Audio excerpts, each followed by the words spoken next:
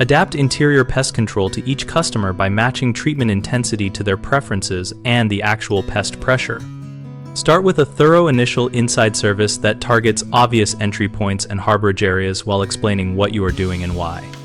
Use monitoring items such as glue boards placed in kitchens, garages, and near baseboards to gather data without routine sprays. If glue boards show no activity after 2 to 3 visits, then shift to an as-needed interior application plan focused on treatments triggered by confirmed sightings or captures. Keep a clear log of pest complaints, monitoring results, and any treatments performed so decisions are evidence-based and easy to review with the customer.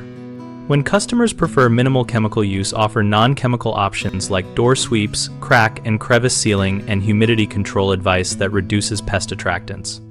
Make sure follow-up visits are scheduled flexibly and that customers know how to contact us immediately if pest activity increases.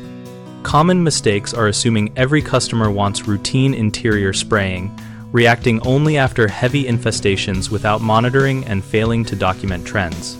Prescribing routine sprays for a low-pressure home wastes time and erodes trust, so explain alternatives and offer the initial inside service plus monitoring to justify future interior treatments only when needed.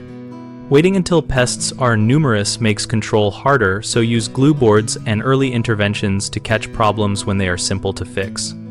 Not recording complaints or monitoring results leaves technicians guessing, so keep a dated log and review at each visit to build a defensible treatment history. BigHomeProjects.com connects homeowners with local contractors and lets us share program options, monitoring strategies, and real job stories that help customers decide what they want. We run a discussion community where homeowners and contractors exchange experiences, which helps tailor interior pest programs to real preferences and pest pressures.